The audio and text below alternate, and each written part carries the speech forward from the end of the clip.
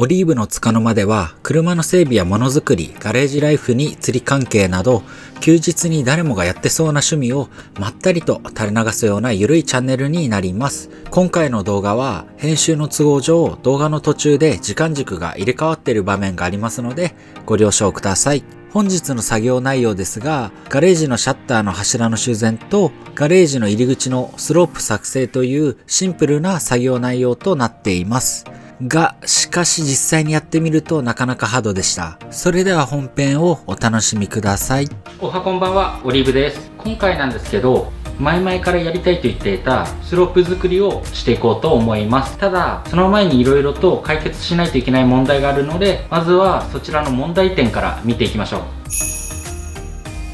はい、これが問題の段差なんですが、ここに前回タントの底が思いっきり吸ってたわけですね。で、この段差を少し斜めにカットしてあげないと、そのままモルタルでスロープを作っても高低差がひどいのでぶつかるという感じになってますね。全体像で見るとこんな感じになってますね。実際はここにシャッターが降りてくるので、シャッターよりも外側の部分の幅だけカットする感じになるので、そんなに高低差がなくなるわけではないと思います。はい、ってことで言葉とジェスチャーだけで伝えても分かりにくいと思うので図解も交えて説明いたします。前々回の動画でガレージに車を入れようとすると車体の下側を吸ってしまうことが判明しました。なので今回はそれを解決するためにガレージの入り口の段差を少なくしてさらにコンクリートで小さい坂を作ろうとしているわけです。入り口を計測してみたのですが段差が19センチもありました。どうやってこの段差を少なくするのかを考えた結果、ガレージの手前の方を削って段差自体を奥にずらしてしまえばいいという結論に至りました。そうすればガレージの入り口と地面の距離が離れるので図のように勾配が緩やかになるはずだと考えたのです。ただしこの方法だとガレージの外側のシャッターの耳までしか削れないので距離を大きく稼ぐことができず少ししか勾配を緩やかにできません。ですが多少でも段差を減らせば車をぶつけず入れられるようになるかもしれないということでとりあえずやっていこうという状況です。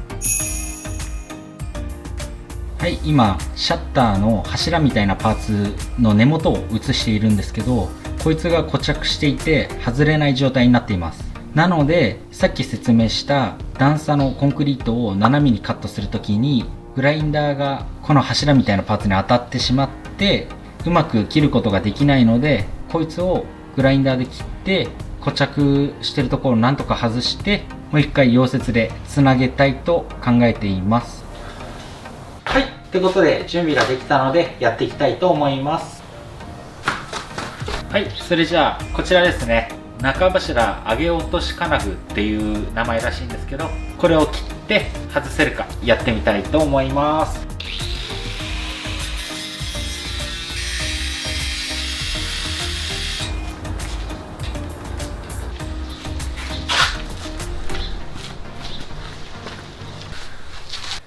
皆様を裏切るような形になってしまい申し訳ありません。私のトレードマークの V2 ハットはハンマーを取りに行った時にドブに落ちました。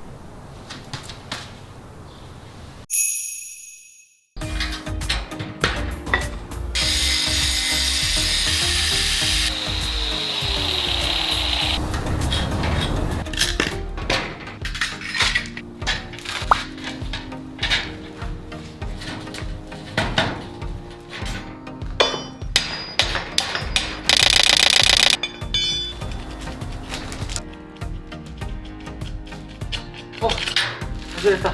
くねくねひねってたらなんとか外れましたね。そしたらここの U の字の金具ですねを外していきたいと思います。どうやって外すかな。裏はこんな感じになってますね。あ、動くから外せるか。ハンマーだな。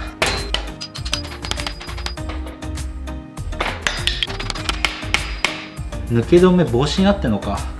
なるほど。ここが両方飛び出ていて抜け止め防止になっているんですけど、削っちゃいますね。もう抜いて塗装を軽くして錆止めをしたいと思います。反対側はもう削っちゃいましたね。あ、抜けた。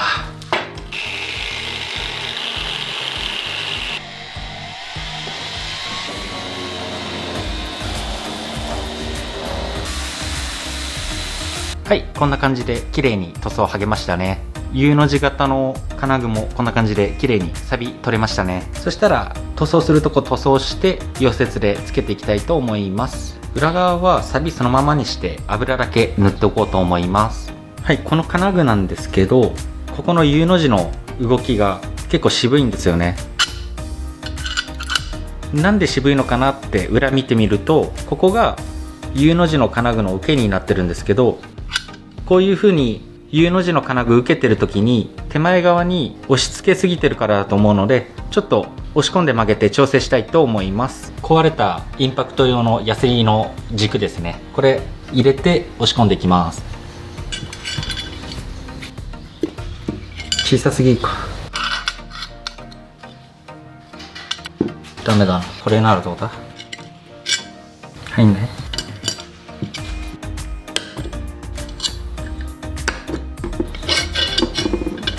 もうちょっとか。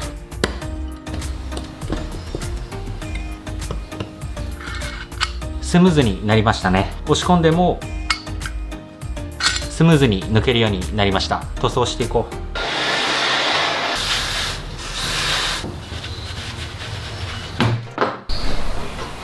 使う塗料は日本製フォーマックさんのシャーシブラックのスプレーですね。これ多分車のボディの錆止めに使う塗膜が分厚くなる塗料ですね。奥さんのタントに塗ろうと思って買ったやつですね。多めに買ったのでこれを塗っていきます。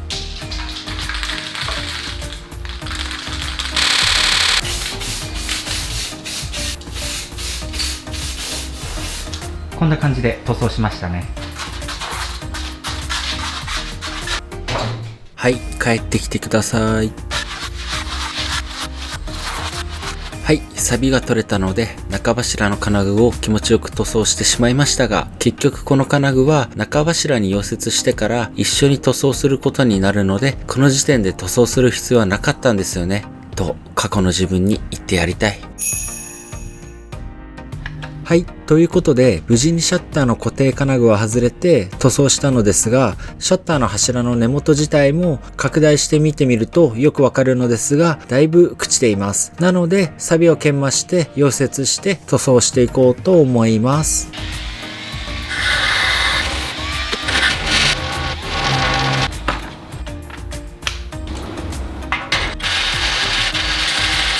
フォーマックでこういうワイヤーブラシ買ってきましたね。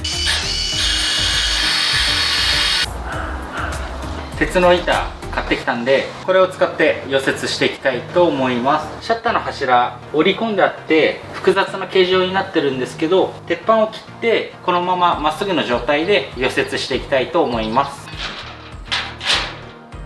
2枚必要か。鉄の平板を仮合わせしてみると、上の穴が塞がらないサイズだと分かったので、このように平板を2枚溶接して1枚の大きなパーツを作り溶接していきます。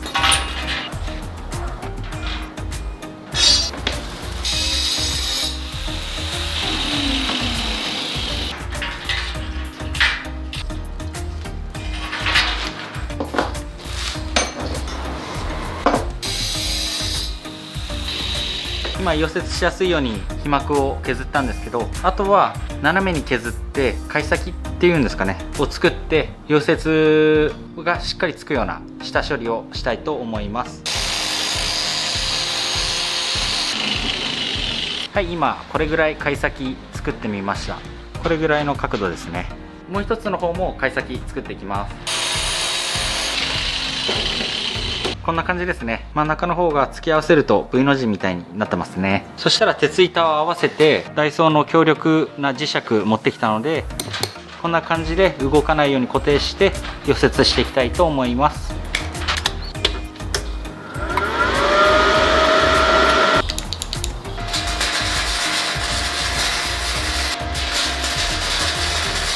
点付け結構綺麗にうまくいきましたね。ただあまりにもずれたので、一回サンダーでもう一回外してやり直したいと思います。はい、溶接したんですが曲がっちゃいましたね。熱が入ると、歪むみたいなんですけど、なんでしょうね、貝先の付け方が悪かったのか、こういう感じで曲がっちゃってますね。一回貝先をつけていない裏の方を溶接してから表の方溶接していきたいと思います。はい、ということで、なぜ両面を溶接しようとしているのかと言いますと、溶接すると鉄が熱で歪むわけですが、ランダムに歪むわけではなくて、ある程度法則性があるんだなと観察していて分かりました。様々な条件があるとは思うのですが、今回使った鉄の平板は溶接をした面に向かって反っていく傾向にあったので、最初に裏を溶接した後に表を溶接すれば反りが相殺されるのではないかと考えたからです。実際は思ってるよりうまくいかなかったです。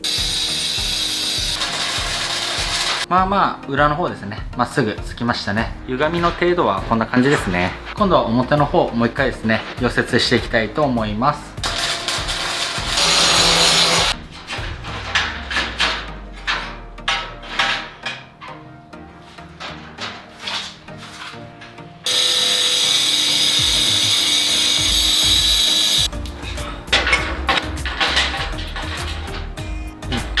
ちゃんと取るな。はい、そしたら印をつけて朽ちているところですね、この穴開いてるところだけカットしていきます。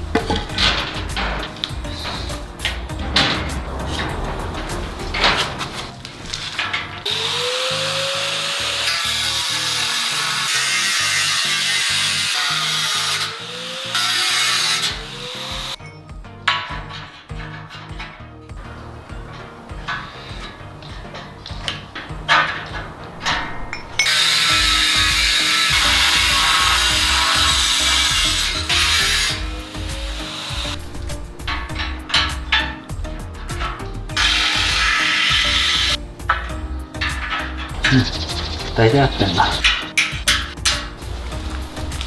はい、実はここからの作業が特に地獄でした。軽く溶接して次の作業に行こうと思っていたのですが、鉄板を柱に溶接していたらうっかり穴を開けてしまい、塞ぐのに何時間もかかりました。最後の方はある程度の完成度で妥協しました。最初はシャッターの柱の裏側だけ溶接しようと思ってたんですけど、表の方も鉄の平板切って溶接していこうと思います。これ今シャッターの中柱の表側なんですけど、外に面する面ですね。こういう風に凹凸になっているんですけど、このまま同じ形で何枚も切ると、精度も出ないし作業自体が大変なので、じゃあどうしようかなって考えたんですけど、まず鉄板を3枚切り出して、1枚目はもうここにかぶせて溶接すると。で真ん中の部分は小さい鉄板2枚カットしたんで、重ねてこんな感じですねにすると、そうすると高さがだいたい同じになるので、この方法であと溶接していけばいいかなという感じです。何度やってもこういう皿みたいなのができちゃいますね。何回も溶接し直して削って綺麗にしていこうと思います。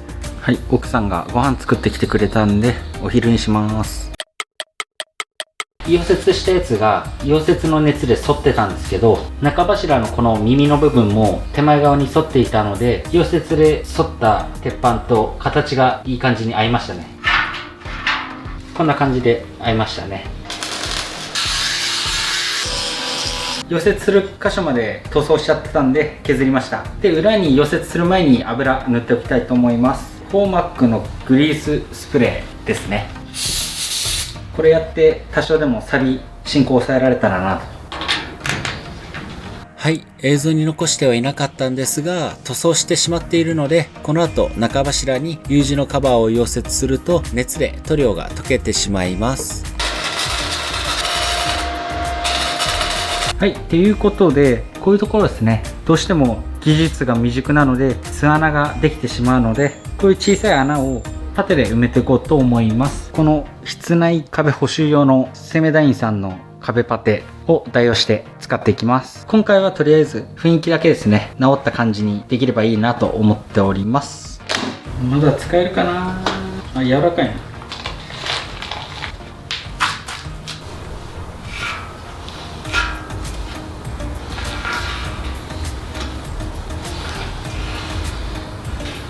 こっちの面が外を向く方ですね。室内を向く方はカバーがされているのでやらなくてもいいかなという感じです。乾燥させるためにドライヤーで簡易乾燥機作って乾燥させていきます。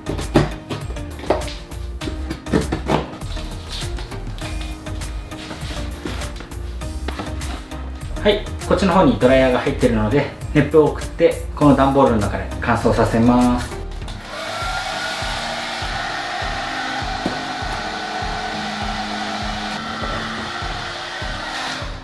はい、こんな感じですね。でこぼこなところを削って、こういう穴開いてるところがあるのでもう一回ぐらいパテして綺麗にヤスリで鳴らしたら塗装していきたいと思います。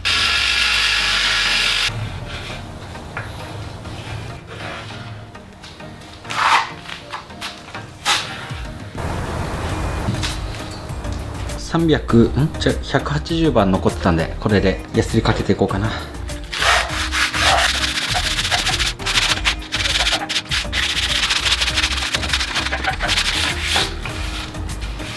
塗る前にマスキングするか。裏も塗っていくんで両方マスキングだけしちゃいますね。綺麗に境目作るように。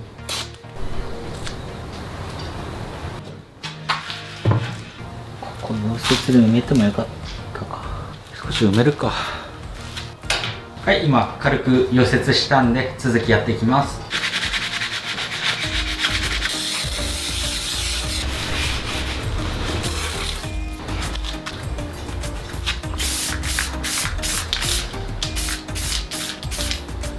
あ、やべ、かかっちゃったな。いいや。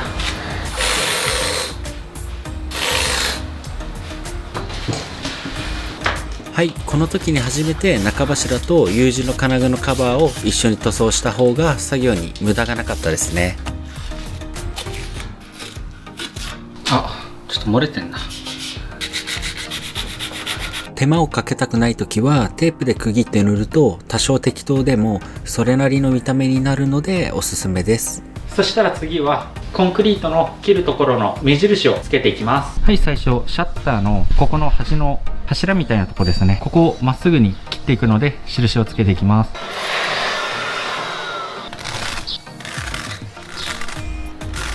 はい、大体の印がついたので今度はシャッターを下ろして印をつけていきます。曲がってるな。ちょっと修正するか。いっぱい線引いて分かんなくなっちゃったんで目印をつけておきました。本当はちゃんとした墨用の目印があるんですけど、適当に自分で分かるように印つけただけですね。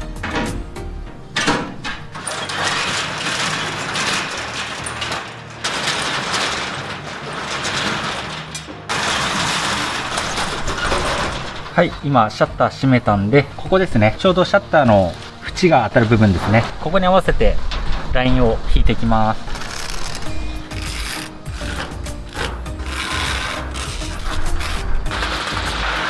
はい、こんな感じでラインが引けましたね。はい、さっきみたいなザラザラした地面とかで印をつけるときは鉛筆を使った方がいいですね。ボールペンだと芯の先がボロボロになって書けなくなっちゃいますし、かといってシャープペンだと簡単に芯が折れてしまうので鉛筆を使った方がいいと思います。ちなみにこれシャープペンとかボールペンに見えますが、ちゃんと鉛筆です。で、芯が 2mm ぐらいある太い鉛筆になりますね。これ建築用の鉛筆ですね。ダイソーとかに置いてありましたね。これを使っていました。はい、今風で汚れを吹き飛ばしていたら、さっき書いた鉛筆の印が消えちゃったので墨を打っていきたいと思います。こちら墨壺っていう道具なんですが、ボロボロなんですけど、これの中に墨を入れて印をつけることでコンクリートに染み込んで、よっぽどのことがない限り消えないような印をつけることができる道具になっています。この墨壺っていう道具の先端にカルコっていう墨を打ちたい場所に刺すパーツがあるんですけど、これはコンクリートに刺すことができるようになっているカルコなので、これをコンクリートに刺して印をつけていきたいと思います。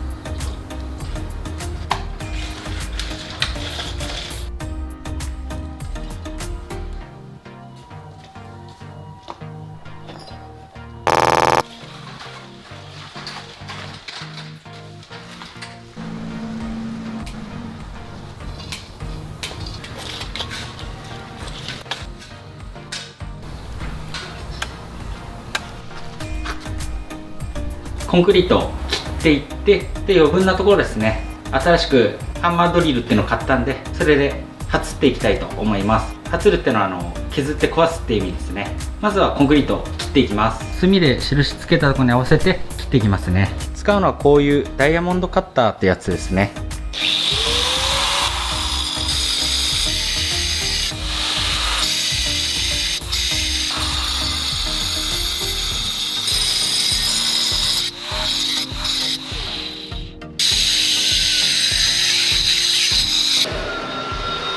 はい、ということでコンクリート削ったんで、今度はですね、機械で砕いていこうと思います。新しい新兵器を用意したので、それを使っていきたいと思います。ロイヤリーハンマー。ロイヤリーハンマーっていうんですかね。Amazon で一番評価良かったやつですね。メーカー名、テロップ出しておくと思うんで、そちら見ていただければなと思います。ハンリフエって読むのかな。そういうメーカーのやつですね。はい。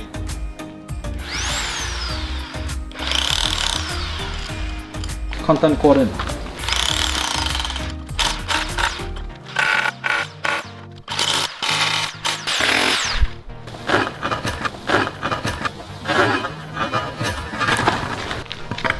外れた。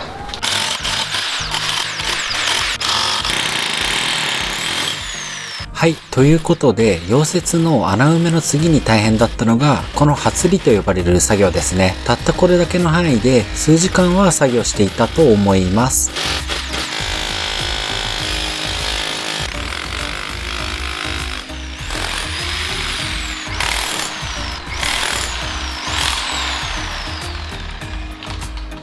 使い終わった後、やっぱモーターすごい熱いですね。安いと思います。アタッチメントもついてるし、まあカーボンブラシの替えもか。すごいお買い得だなって感じがします。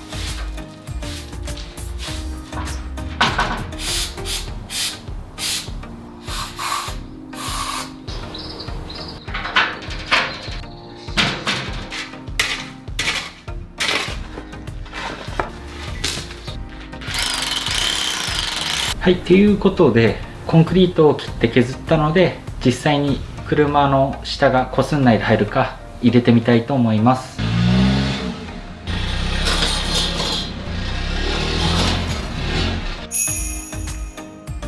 はい、勾配計算をしてみたんですが、多分さらに1メートルぐらいですかね。コンクリートを発んないと車入んなそうですね。ちょっと明日奥さんを釣りに連れて行かないといけないので、疲れたしこれぐらいにしときます。はい、いかがだったでしょうか。スロープを作るところまで本当はやりたかったのですが、手間がかかるものですね。溶接機を手に入れてからは、錆びれ朽ちたところを見ると、直したくなる衝動に駆られて、作業の時間が余計にかかってしまっています。本日もここまでご視聴ありがとうございました。チャンネル登録やグッドボタンを押していただけますと、動画制作の励みになります。それではまた次回の動画で、さよなら、さよなら、さよなら。